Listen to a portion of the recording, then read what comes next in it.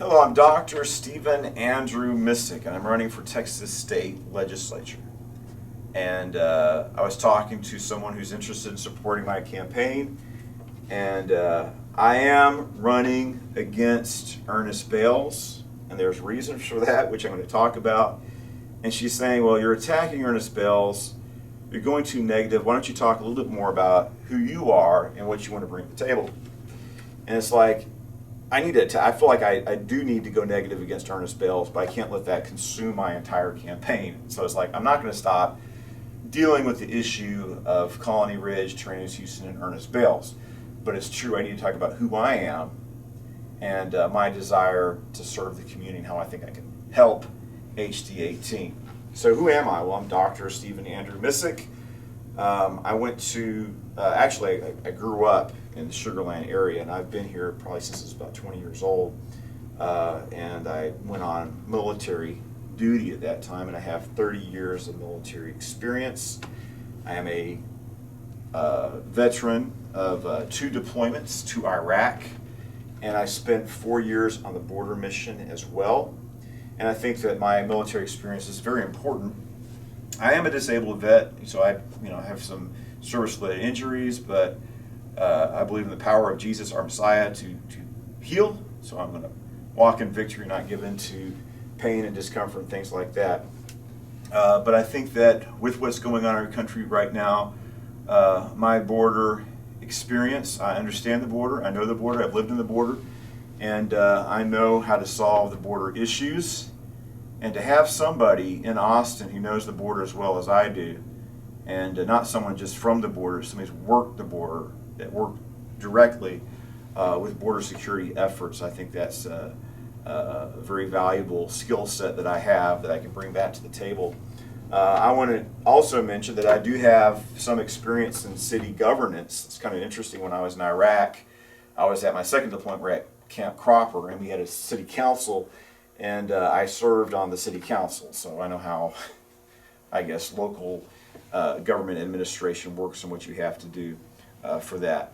I am the pastor of King of Saints Tabernacle. This is a congregation founded by my father that we've been here for over 25 years. We look at, I'm an evangelical Christian. My education, my theological education is Southwestern Baptist Theological Seminary. My faith background is Southern Baptist, but our congregation, we kind of have a focus on like the Jewish culture of Jesus and the biblical feast days and things like that. I'm the author of several books. Most of my books are biblical in their focus. So I think some of my books are very well done. So I'm kind of proud of them. One of the best books I've written. I like my St. Jude Thaddeus story book, and St. Jude Thaddeus, The Legend of the Shroud. This is the life of one of the 12 apostles of Jesus Christ. So those are like story books, but they're written at a general level, but I think it's good reading for kids, for middle schoolers, for high schoolers, for adults to learn about the life of St. Jude Thaddeus. I've also written books on ancient mythology. I wrote a book called The Aeneid on Egyptian mythology. I wrote a book on Canaanite mythology, but I've written a lot of books on the Aramaic perspective.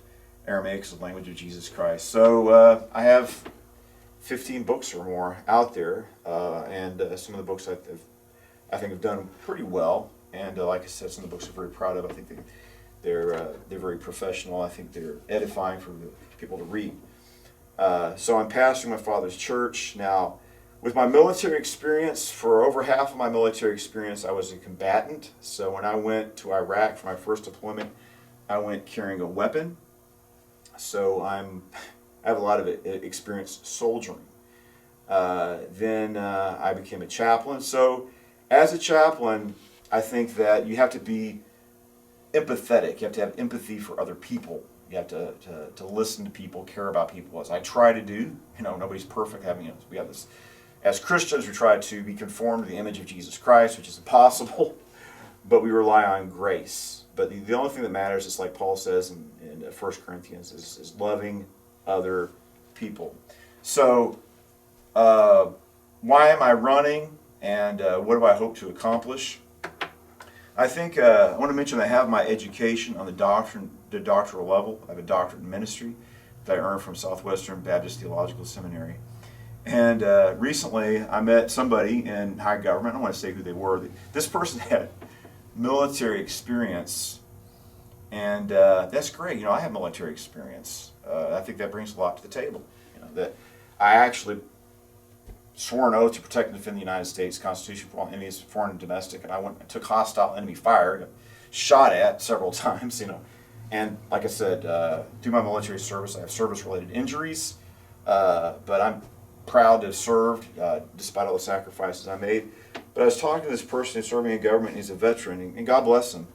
And I realized that he doesn't understand everything that's going on. I think he's kind of out of his depth. He might be a good soldier, but I think it's good to have an education, advanced education, so you can have the insight and understanding and not naivety of what's going on. But you also, I think it's important for us to understand that we're a servant of the people, and we're also a servant of the ideals of America.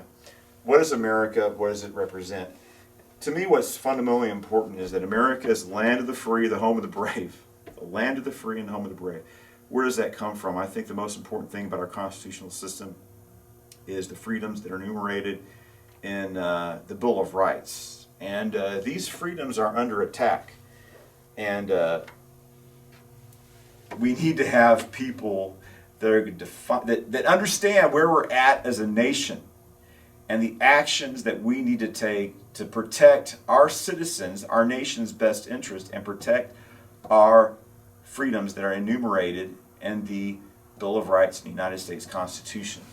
So there's a movie coming out by Dinesh D'Souza. It's called Police State, and it's talking about basically how that our freedoms are being taken away. People need to be in government understanding the threat that we face with loss of freedoms and being willing to stand up and push back. I'll give you an example of the problem. We have the problem here in Austin and also in Washington, D.C. Our freedoms are under attack, and our nation's in decline. And these people don't have a clue of what's going on. And in Austin, it turns out that Dave Felon, and Ernest Bells for that matter, he obstructs conservative priorities and conservative policies. He advances Democrat policies. And it turns out, this is sad and shocking, even though the Republicans have a majority in the Texas legislature, the Democrat Party runs the House, not the Senate, but the House, because the Democrats vote as a block, and what happens is the most left-wing Republican goes to the Democrats and says, if you vote as a block for me, I'll get some other rhinos, Republican name only, a handful of them, and I'll be at your behest, I'll serve you, but I'll be the Speaker of the House. They cut a deal with the Democrats, let the Democrats control the House and his priorities and legislation, because he doesn't care about, he doesn't believe, he's not a man of principle. He just wants power, political power. And we need to have men of principles to see what's going on. The state of Texas is in trouble as a state. Our whole nation's in trouble. And we need people to see the seriousness of the situation we're in and stand up for the Republican Party and what it represents.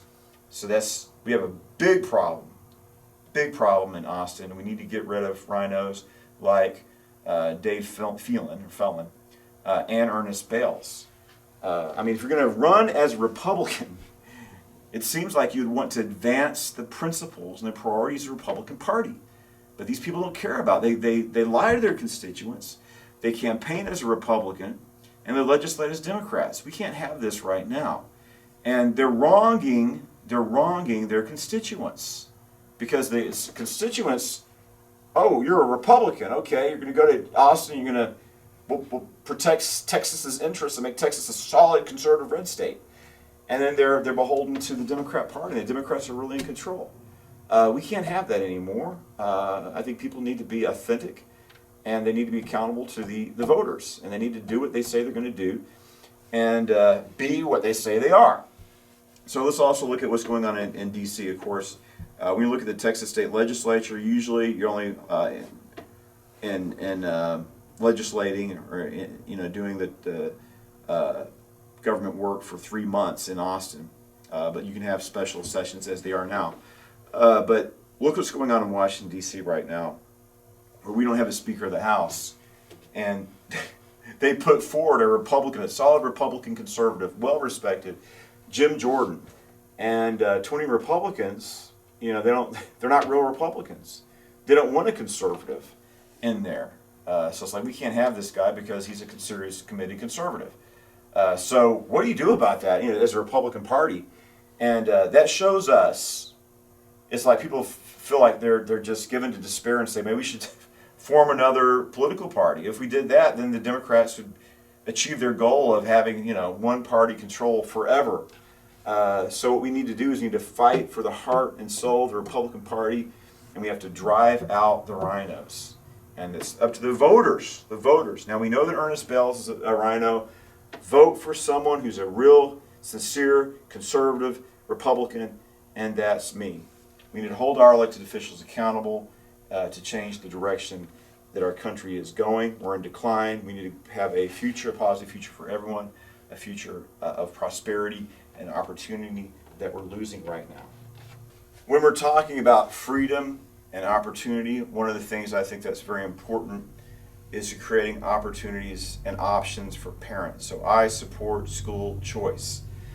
What does school choice mean? Of course, Ernest Bales is doing everything he can to stop school choice because he's beholden to the Texas the Teachers Union, the Teachers Association. So what does school choice mean? That means that the money follows the student, right? So if you want to send your student to the public school, that's fine. You want to send them to Christian school, private school, you have the opportunity. I think this is important for us to support this because we need to give parents the power over their children's education. And also, we need to hold these CRT, that's critical race theory, left-wing schools that are indoctrinating our kids accountable. We have to break the power of the teachers' unions and empower the quality of education and the choice of the parents and empower our children for success and not have them indoctrinated by left-wing radicals. It's like you look at these teachers' unions and what they're doing and how they're failing our kids. They're just doing political indoctrination. Our kids are falling behind because they don't care about, all they care about, these are political activists. The teachers' unions, the biggest lobbyists and special interest groups for the Democrat Party. And it's like, look, this isn't about indoctrinating our kids in left-wing political, ideology like critical race theory. So school choice is an important way to improve the quality of education for our kids and break the power of the left-wing teachers' unions. I also want to mention that I am pro-life. I've been a pro-life activist. I'm a Christian. I'm a pastor. I believe that life begins at conception. We are created in the image of God, and we have to honor human life. So we're morally obligated to oppose abortion. I'm glad that Roe versus Wade was repealed, but we need to do more to advance the pro-life cause. Once again, Ernest Bales campaigned as pro-life. When he went to Austin, he started supporting pro-abortion legislation. He was exposed by Texas Right to Life. I think he made a 42 in their rating, so he's given a failing grade because he wasn't truly pro-life. I also want to mention the issue with taxes. We have to abolish property taxes. We have to have a concerted effort to totally abolish property taxes. I attended a lecture with Liberty County Republicans with Texans for Fiscal Responsibility, and they tackle these issues, and I agree with what they're saying. I have inherited my father's property, and I have to pay the property taxes on it, and it's burdenous, it's onerous, it's exploitative and oppressive taxation. And one thing that really offended me is they had the school superintendent here in Cleveland ISD, once again speaking before the Ministerial Alliance meetings, and he's criticizing the Texas State Legislature. It's like they're taking away our property taxes by reducing the property tax, and it's like, that's not your money, buddy. You're probably not paying property taxes. I have to pay it. They're trying to tax us out of our property. For what? What are they trying to do now? They're forcing us off our land and property and out of our community so they can have Colony Ridge and Terrenos, Houston. Bring in foreign nationals, cater to them, and crush the citizens of this county who've lived in this area for their families lived here for generations.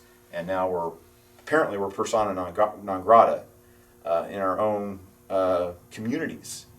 And we have to pay all these school bonds to educate people who are breaking the law, families of people breaking the law, foreign nationals. Put our kids in the back of the line. Why? So they can make money from building schools. It's horrible. We have to stand up for what's right and the best interest for everybody in our community. So as a conservative Republican, when I go to Austin, when I win and I go to Austin, I am going to advance the Republican policies in Austin. That's something Ernest Bells doesn't do. That's something I'm going to do because I don't believe in socialism, leftism. I think that their policies don't help people. They hurt people, and I want to help people. And I believe that conservative policies work. They benefit our local area, they benefit our state, they benefit our country, and we need to advance conservative principles, conservative legislation, so we can put everybody's best interest and help everybody realize the American dream, which is looking further and further away for so many people. Now the economy is so bad that it's just to make ends meet and survive the next day is a challenge. So we need people who understand the plight of the everyday, common working man and woman, which I do. You look at this school superintendent. He wants our property taxes. And I look at this guy and it's like, I've swept floors, had to work sleeping floors and cleaning out toilets, just to get by in my past. And here this guy is that he thinks that we're beholden to give him money on a silver platter. Somebody that's only worked in government his own life or in education, which is related. We need people to understand the plight and situation of the common American working man and woman and put their interests preeminent. That's very important. And I want to mention in conclusion, I have a couple of more things I want to say in this program. I want to mention that my objective, and I think this is the biggest issue facing our House district, is stopping Colony Ridge. Like I said, I worked with border issues directly for 4 years, and this is a problem. I've talked about this in other videos. You want to look at me or listen to me talk about that. But Colony Ridge needs to be closed down. Recently, Texas Attorney General Ken Paxton called out Ernest Bales for creating Colony Ridge, Terrenos, Houston for his friend Trey Harris, and the legislation which created Colony Ridge is House Bill 4341, Bales' measure, which was passed in 2017, and now we see what Bales has done.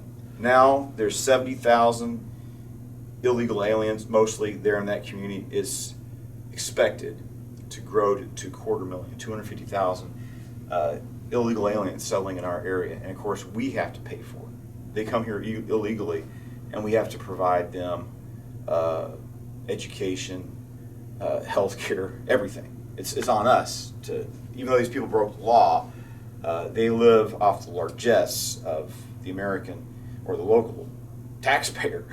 And Trey Harris and Ernest Bales get to laugh at us all the way to the bank. And something's got to be done. Not just because of the harm that Colony Ridge, Terrenos, Houston is doing, not just our local community, but for the entire state and nation, but also for the people living there. It's a shanty town. The people living there are being exploited, and they're living in squalor, and this should not be allowed to happen in this country. I've done missionary work in foreign countries. I love the people there, and I admire these different civilizations and the countries and cultures that I've visited. But here we have a third world. And I've seen them in real life. Here we have in our local community, our community turning into at the behest of Ernest Bales and Trey Harris. Our community is being transformed to under cartel control, and we're becoming a third world shantytown. So it has to be stopped. So when I become Texas State Legislature, I am going to repeal House Bill 4341 and do everything in my power to close down Trey Harris and Ernest Bales' Colony Ridge, Terrenos, Houston. We need to do it. If you want that gone, vote for me. So this is what I believe in, and I'm going to have different campaign events. As I do this video, we have 4 more months: November, December, January, and February.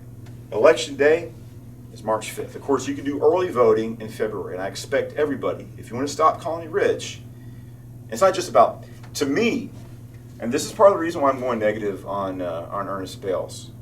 Ernest Bales, his political career needs to end. He needs to go back to full-time agricultural work, and his damage that he's done to the community needs to be undone.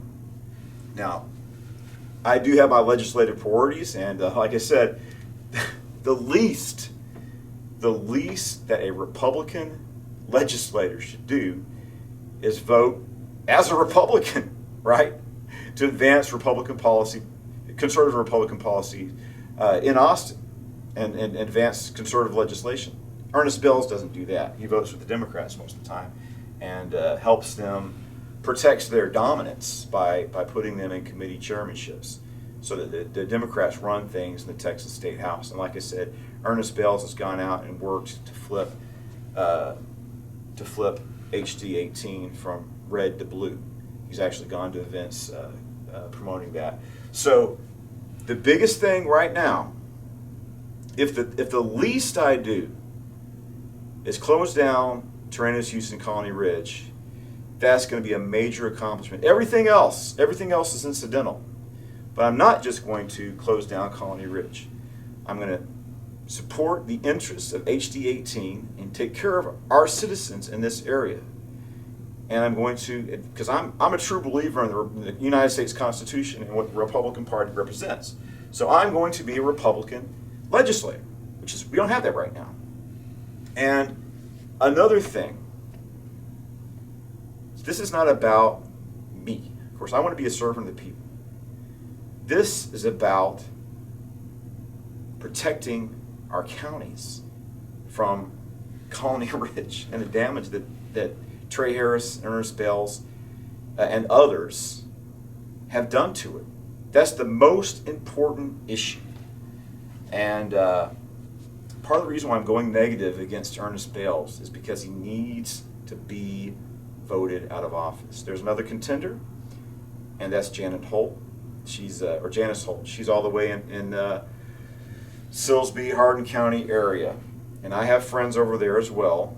So I've been in that area, and I know it, and I care about the people, even though it's kind of far away. But that's the issue. That's the issue. She's she's not a bad person. Honestly, I feel like Ernest Bales is a bad person. That's my personal opinion, based on observation and some of the things he's done. But I don't think Janice Holt is a bad person. But she's a more moderate Republican. I'm a conservative. And I want to mention that I am a Donald J. Trump supporter. Fervently. I've seen Donald J. Trump in person 4 times. And I think he's one of the greatest presidents that we ever had. And I stand with President Trump 100%. Ernest Bales can't do that. I don't know if Janice Holt is a supporter of Donald Trump or not. She seems to be a more moderate Republican. We need a fully committed conservative warrior in there, like I can be. But I am the MAGA candidate, and this is the Donald Trump election 2024. So if you're supporting Donald Trump, what he represents, you need to support me. And the other thing with Janice Holt, I live in Shepherd. My church is in Cleveland. And from where I'm at right now, you're looking at less than 5 to 10 miles or less to Colony Ridge. And so I live in the area, and I'm impacted by Colony Ridge. So this is something that affects me. So with Janice Holt, she lives all the way in Hardin County, an hour's drive away. It's not, we need somebody that's fully engaged with Colony Ridge and shutting it down, and I don't think she's as equipped to do that as I am. And also, I understand immigration issues. And I want to say something really quick. And Trey Harris was on the Michael Berry show. It kind of disturbed me because I like Michael Berry, and it's like, what is he giving this man a forum, 2.5 hours on his program for? But I think it was good for him to do that in a sense. He also had Leanne Penton Walker on his show. He gave her a full 3 hours, so he's fair to both sides of the issues. But something that Trey Harris said that deeply offends me is Michael Berry asks Trey Harris, why do people oppose what you're doing in Colony Ridge? And he says, because they don't like Hispanic people, they're a bunch of racists.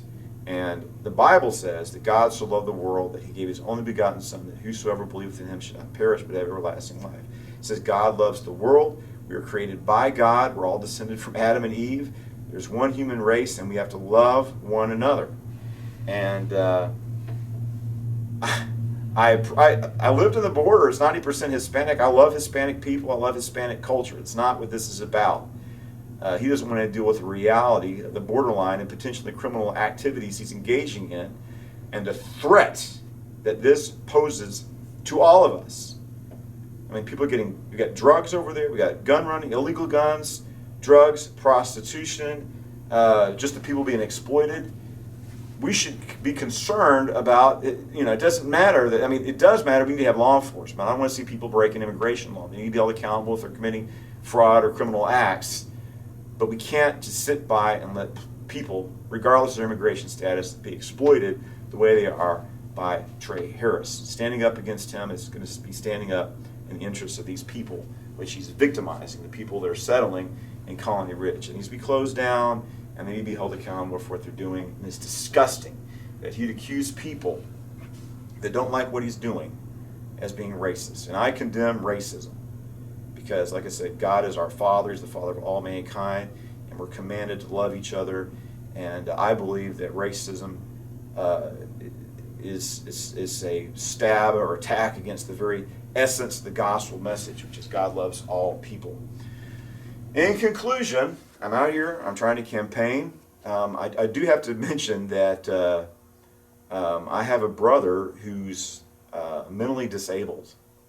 This is not I'm not insulting him. It's a fact. I could have a full retirement. He got out of the military before he qualified for retirement. But he was diagnosed with having mental issues and suffers from paranoid delusions. And I don't know why or what his problem is, but he's attacking me. Just bear in mind, I wish he would stop it. So he doesn't have to worry about working because he gets a disability check.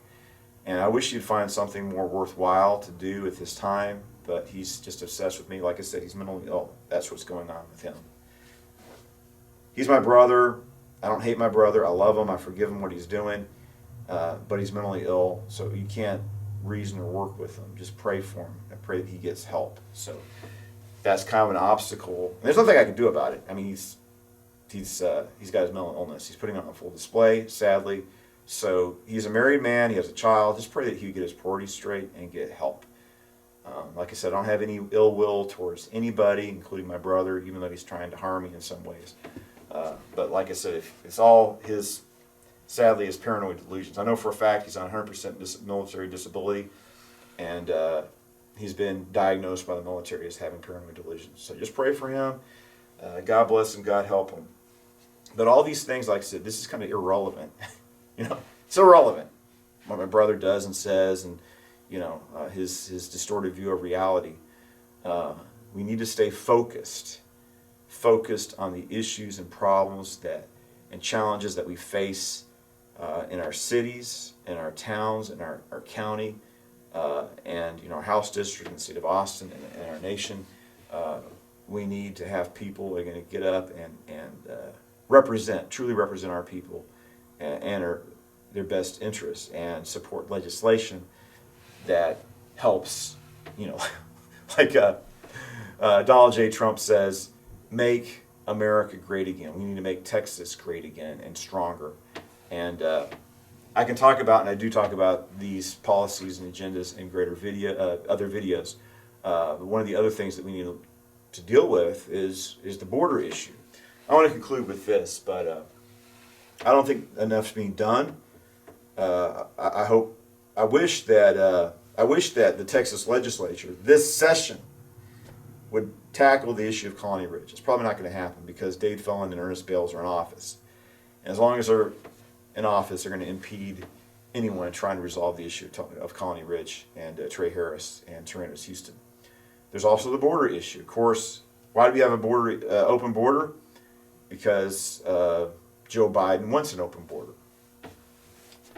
We could face a disaster, and hopefully, I don't want a disaster to happen, but maybe a tragedy could force the necessity of securing the border to be realized and actualized. But I think that what's going to happen is Texas is going to have to take the initiative, and our governor needs to declare an invasion. And the only way to prompt this type of activity is send committed Republican warriors into Austin and to Washington to address these issues. Like I said, I have a unique perspective on the border issue, and I don't know that anybody's worked on the border the way I have in Austin. So perhaps I can support legislation to have that issue addressed more than it is now. And I want to mention that Ernest Bales, they had a committee to address the border issues, and Ernest Bales brought in open border Democrats into these committees to dissipate their power. I mean, if you have people that don't believe in border security and you stuff the committees that are supposed to address the issue of the border, obviously nothing's going to be done. That's Bales' intent. Bales is open borders Bales. So another thing about this friend of mine, she's appalled at some of the things that Bales has been doing, and she's like, Bales is going around, we don't need a wall, we don't need a wall, we need to have an open border Bales. Those ranchers, they don't want a wall. It's like, I would go to those ranches sometimes a couple of times a week, at least once every 2 weeks, and people on the border in the communities I lived in, 95% or 90% Hispanic communities, they want border control and border protection. They don't want an open border because the Mexican drug cartels control all the border states in Mexico, and they want, just like every American, they want, so they're Hispanics, they're still Americans, and down at the border you have these multi-generational Hispanic families. These Tejanos families have been, their family lineage down there goes back, a lot of these people, to the so you have more recent arrivals, of course, but some of these families down there, their families have been living in the American side, the Texas side of the border, since the 1800s. And they want border security. And these are people who are totally bilingual. And they want border security because they understand the need for it. And they want to protect and keep their communities and their children safe. And Ernest Bales doesn't know the border issue. And I think he's disingenuous. I know it. I worked it for 4 years.